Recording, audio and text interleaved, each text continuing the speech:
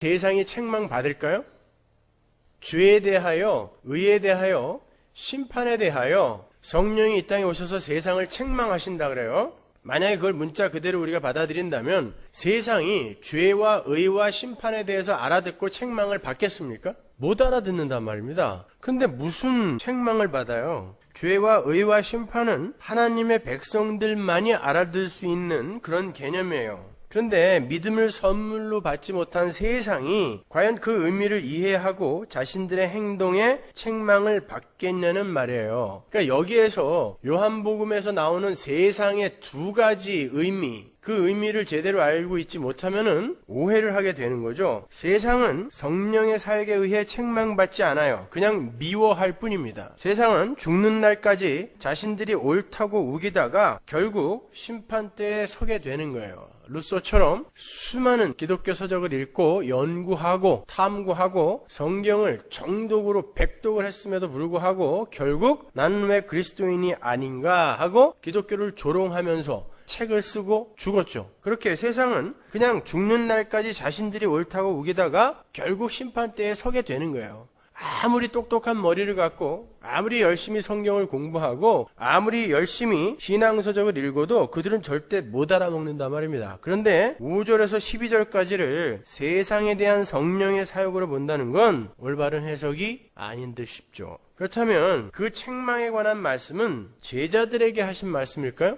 그 해석도 좀 어색해요. 6절을 보시면요, 예수님께서 제자들을 떠나셔야 한다라고 말씀하셨을 때 제자들이 심히 근심했다 그러죠. 그래서 예수님이 그 심히 근심하는 제자들의 근심을 덜어주기 위해 그 말씀을 하신 거예요. 그런데 심히 근심하고 있는 제자들에게 성령이 오실 거야. 근데 그가 너희들의 죄와 의와 심판에 대해서 책망하실 거야. 그럼 그게 위로가 되겠습니까? 근심하는 제자들에게 지금 위로의 말씀을 준 거란 말이에요. 근데 제자들에게 그런 책망의 말씀을 더하여 보태어 주신다라는 것은 이해가 가지 않아요. 그렇다면 그 말씀은 도대체 누구에게 적용되는 말씀인가?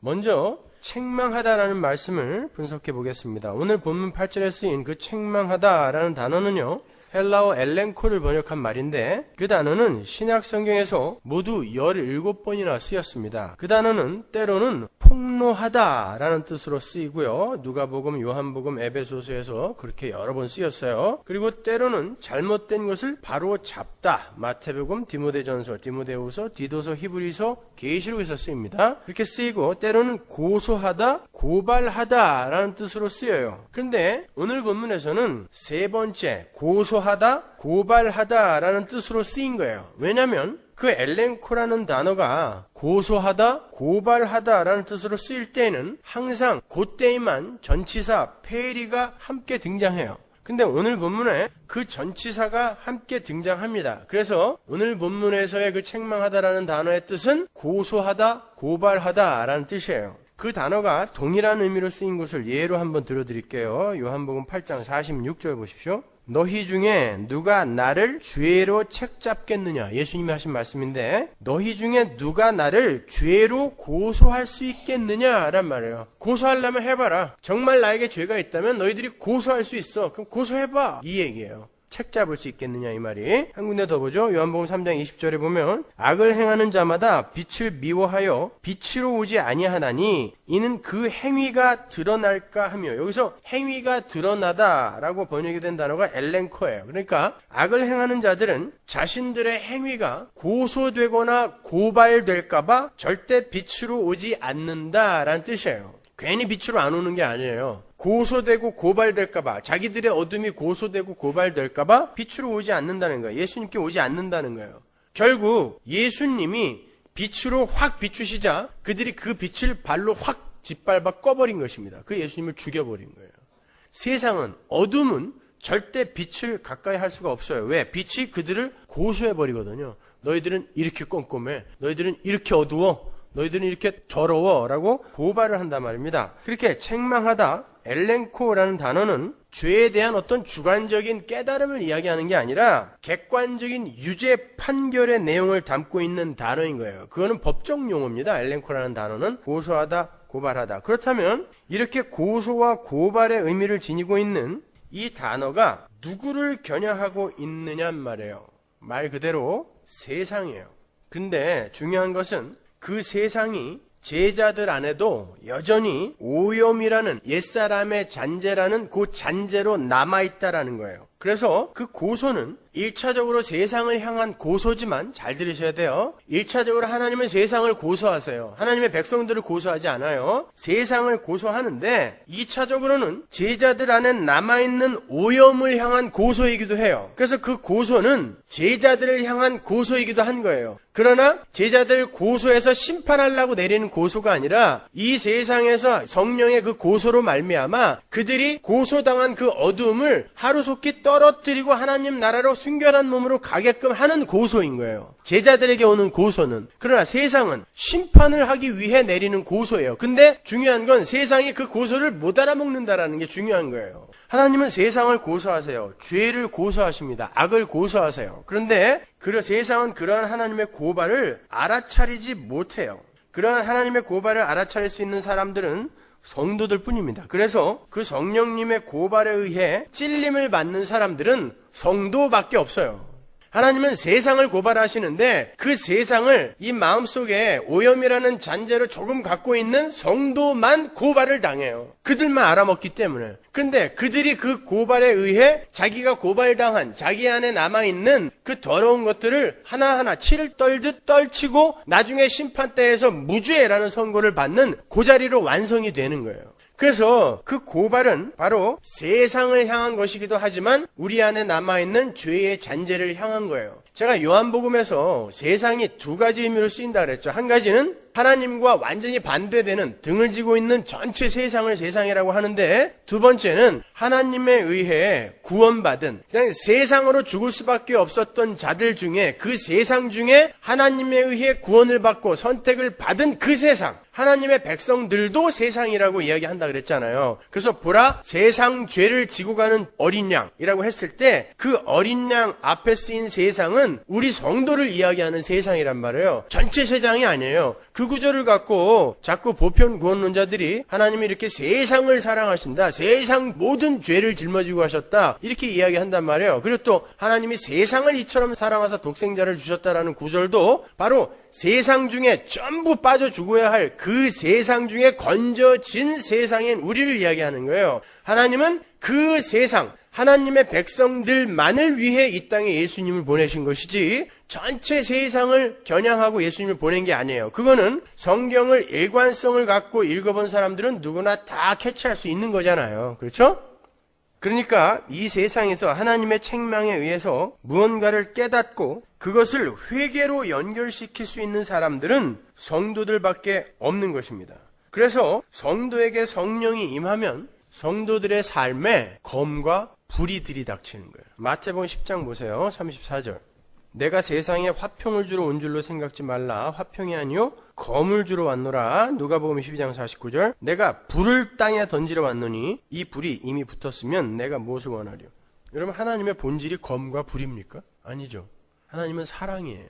하나님은 평화의 하나님입니다. 하나님은 은혜의 하나님이에요. 그런데 왜 사람들에게 감지되는 하나님은 검과 불일까요? 그들의 죄 때문에 그렇습니다. 하나님에게 문제가 있는 게 아니에요. 우리 타락한 죄인들의 왜곡된 본성 때문에 하나님이, 그 은혜의 하나님이 우리의 더러운 것을 잘라내려 오신 그 하나님이 검으로 불로 보일 수밖에 없는 거예요. 느껴질 수밖에 없는 거예요. 왜? 그분 우리를 재련하러 오셨거든요. 단련하러 오셨거든요. 확 태워버리러 오셨거든요. 검으로 잘라내려 오셨거든요. 그래서 그 사랑을 갖고 오신 그분이 검으로 불로 느껴지는 거예요. 이 세상에서는 우리에게 그 하나님이 그냥 예수 믿었더니 늘 좋아, 그냥 하나님이 늘 감싸 안아주고 늘 쪽쪽 빨아주고 늘 뽀뽀만 해주고, 그건 뭔가 잘못된 거예요, 여러분. 그건 그 사람이 이미 예수님이 됐거나 성자로 완성이 됐거나 아니면 완전히 가짜거나 둘 중에 하나인 거예요. 그럴 수는 없습니다, 여러분. 여러분에게는 하나님의 그 사랑이 검으로 불로 느껴져야 돼요. 수시로.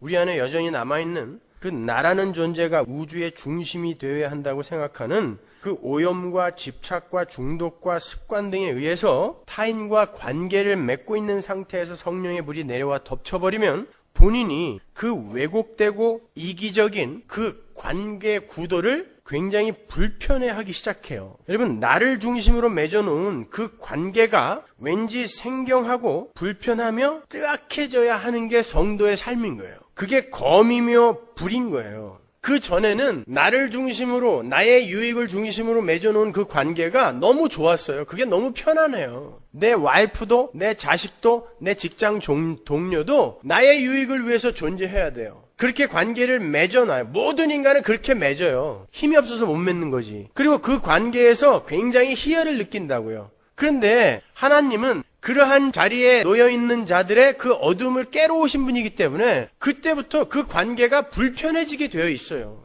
싫은 게 아니라 불편하고 뜨악하고 생경해진다고요. 그런 관계가. 거기에서 그러한 뜨악함과 생경함이 그 관계라는 것을 점점 새로이 설정을 하게 해줘요. 점점 그 사람이 손해를 감수하기도 하고 도저히 참을 수 없는 이들이 인내하기도 하고 용서할 수 없는 이들이 용서도 하게 되며 이러한 새로운 관계 설정으로 들어가게 되어버리는 것이죠. 성령을 받은 사람은 하나님을 중심으로 이 세상의 모든 관계들이 재편되게 되어 있어요. 그것이야말로 하나님의 은혜가 아닐 수 없죠. 그렇죠? 그런데 그러한 관계의 재편에 검과 불이 경험이 되는 거예요. 왜? 그 전까지는 그게 너무 편했거든요. 근데 그 편안함을 잘라내는 건 이거는 상상할 수도 없는 거예요, 여러분. 그래서 검과 불로 우리에게 인식이 되는 거예요. 뿐만 아니라 성도에게 성령의 불이 임하면 그 삶의 주체와 목적이 바뀌어 버리기 때문에 세상과 한 방향으로 무리 없이 흘러가던 그 일상에 제동이 걸려요. 그래서 그때부터는 세상과 동일한 주제로 대화를 하기도 힘들고 동일한 취미 생활로 즐거움을 누리던 것도 어색해져요. 놀러 가는 것보다 예배당에 가는 것이 우선이 돼버리고 목숨처럼 여기던 돈에 대한 가치관도 많이 달라져서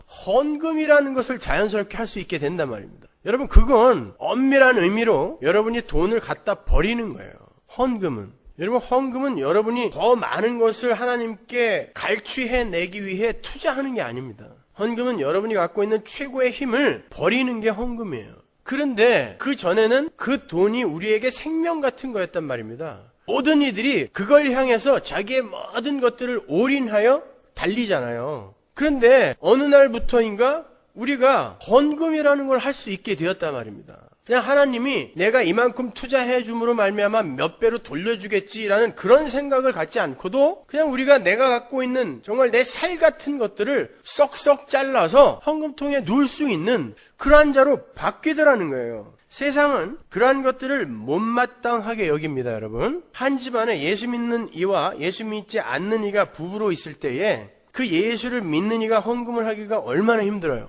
그래서 몰래 숨겨서 헌금하죠. 왜 그렇습니까? 나와 같은 집에 살고 있는 그 세상이 그걸 못마땅하게 여기기 때문에 그래요. 네 남편이 잠 안 자고 먹을 거 안 먹고 마실 거 안 마시고 입을 거 안 입고 열심히 가서 벌어왔는데 네가 그걸 교회에다 갖다 다 바쳐? 목사가 그렇게 좋냐? 목사한테 갖다 주는 것도 아닌데 꼭 거기서 목사가 나와요. 에? 그렇게 세상은 성도의 변화된 삶을 못마땅하게 여기고 그것을 세상과 성도 사이의 불과 검이라라고 이야기하는 거예요. 그러나 그러한 경험과 깨달음과 인식을 통하여 성도는 참 가치가 무엇인지를 알게 되고 죄가 무엇인지 의가 무엇인지 심판이 무엇인지를 알게 되는 거예요. 그리고 아름다운 소망으로 한 발 한 발 삶의 걸음을 옮기게 되죠. 그게 성도에게 성령이 오셔서 하시는 일이에요. 성령은 여러분에게 오셔서 여러분에게 능력을 보태주고 여러분의 소원을 들어주고 여러분의 문제를 해결해주고 여러분에게 사이다가 튀는 경험을 하게 해주는 그러한 역할로 이 땅에 오신 게 아니에요, 여러분. 성도가 검과 불을 경험하는 삶을 살지만요, 나의 예자가 고소당하는 아주 그런 불편하고 고통스러운 그런 일을 당하게 되지만 그것이 믿음 안에서 소망으로 연결이 될 때 우리는 그 검과 불로 인한 근심을 덜어내고 오히려 기쁨과 감사로 돌아설 수 있게 되는 거예요. 여러분 보세요. 우리 안에 있는 더러운 것들이 하나님에 의해 고발이 되고 고소가 돼요. 여러분이 여러분 자신을 때때로 직시를 하게 되면서 야, 어떻게 이럴 수가 있어. 아직도 내 안에 이런 것들이 남아있단 말인가? 그러나 그게 나에게 검과 불이 되지만, 그런데 하나님이 이런 것들이 전혀 없는 이제 완벽한 새 몸으로 바꾸어서 완전한 나라로 나를 데리고 간다고 하시니 이 얼마나 소망된 일인가. 그렇게 소망으로 그게 연결이 되어야 된단 말이에요, 성도의 삶에서는. 그래서 그들은 오히려 거기에서 그 근심을 덜어내고 기쁨과 감사로 돌아설 수 있게 된단 말입니다. 그래서 주님은 제자들의 근심을 덜어주실 양으로 성령이 오셔서 죄와 의와 심판에 대한 내용으로 세상을 고소할 것이다 라고 말씀을 하신 거예요. 그 말 속에는 너희 안에 남아있는 그 약함, 그 더러움, 그 어두움도 성령이 와서 고소할 거야. 그러나 너희는 이미 나의 택한 백성이기 때문에 너희들은 반드시 그걸 소망으로 연결시키게 될 것이고, 너희들은 그 근심을 벗어나 기쁨과 감사로 한 발 한 발 나아갈 수 있게 될 거야 라고 이야기한 거예요. 그래서 그 제자들이 근심하고 있을 때 죄에 대하여, 의에 대하여, 심판에 대하여 성령이 오셔서 그들을 엘렌코, 고소할 거다라고 이야기한 거예요. 세상은 그 고소로 말미암아 영원한 심판으로 떨어지지만 우리는 그 고소로 말미암아 하나님의 순결한 백성으로 점차 완성이 되는 것입니다. 그래서 우리에게는 그게 위로가 되는 거예요.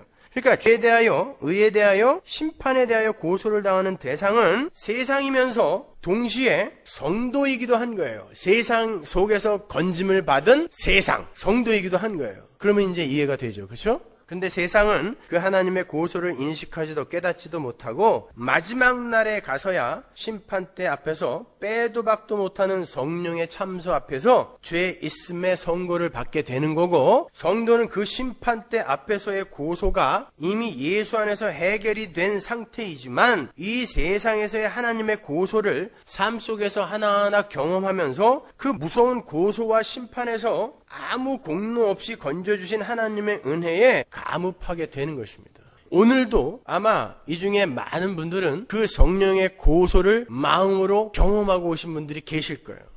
그렇죠? 이렇게 아멘이 크게 나와요. 근데 그 고소를 당하면서 여러분 어떤 생각을 하셨어요? 내가 이러고도 그리스도인이 맞나? 난 아닌가 봐. 난 도대체 뭘 해야 되나? 생각하셨어요? 아무것도 할 게 없어요. 여러분은 그렇게 고소받아야 마땅한데 예수님이 여러분이 아무것도 안 한 상태에서 그 고소를 다 취하시켜줬다니까요. 예수님이 그 고소를 다 받아갔단 말이에요. 그래서 그러한 고소를 당할 때 성도는 더 기뻐지는 거예요, 여러분. 근데 그 기쁨이 그 고소의 횟수를 점차 줄여가는 게 바로 신앙생활의 참 맛인 것입니다. 그것이. 고소 많이 당하세요. 많이 당해야 돼요. 인간은요, 나면서부터 자가보호장치를 오토매티컬리 가지고 태어나기 때문에 자가보호장치로 가려진 그게 자기인 줄 알아요. 하나님은 이걸 벗겨내고 그 안에 있는 진짜 더러운 나를 보게 하시거든요. 성령이 임하면 그 일이 일어납니다. 죄에 대하여, 의에 대하여, 심판에 대해서 책망을 하셔야 되기 때문에 그걸 확 찢어버려요. 그래서 여러분은 계속 고소당해요. 근데 그 고소당함이 복된 고소당함인 거예요. 인간은 이렇게 추악하고 더러운 것이구나를, 그리고 나는 이러한 상태에서 구원받은 것이구나를 거기서 깨닫는 거예요. 자꾸 그걸 깨닫고 그리고 은혜로 말미암아 거기에서 하나님이 나를 건져주셨다라는 그 감사로 나아가다 보면은 우리가 어느 순간에 너무너무 감사한 어떤 존재에 대하여 자발적으로 내 삶 속에서 그분이 기뻐하는 삶이 격발되어 나오게 되는 거예요. 내가 뭘 열심히 해야 되겠다, 이건 짐이지만 하나님의 은혜를 깨닫고 깨달은 그 상황에서 나에게서 나오는 그 감사한 어떤 분에게 뭔가를 좀 해드리고 싶다라는 이 자발적인 의지는, 여러분, 그건 짐이 아니잖아요. 우리가 부모님한테 효도할 때 그게 짐이 됩니까? 추석에 한 번, 설날 한 번 부모님 뵈러 정말 15시간, 20시간씩 기차 타고 버스 타고 내려가잖아요. 짐이면은 그거 그렇게 하겠어요? 그렇게 1년에 한 2번 내려가줘야 우리 아버지가 재산이라도 많이 물려주지. 그 사람한테는 그게 지옥입니다. 그러나 1년에 2번 우리 아버지 우리 어머니 얼굴 한번 보고, 그때 우리 아버지 우리 어머니가 가장 행복했으니까 올해에도 행복하게 해드려야지 라고 내려가는 사람은 15시간 버스 밑창에 깔려서 가도 괜찮아요. 그렇잖아요, 여러분. 그게 하나님의 은혜를 많이 아는 사람의 행위와 전혀 모르고 그냥 어떻게 그분한테 잘 보여서 그분이 갖고 있는 재산이나 힘을 이용하려고 하는 이들의 그런 행위와 다른 점입니다. 우리가 그래서 하나님의 은혜, 그 복음을 공부하고 반복하고 또 반복하여 계속 공부하는 거예요. 평생에 듣던 말씀 또 들려주시오.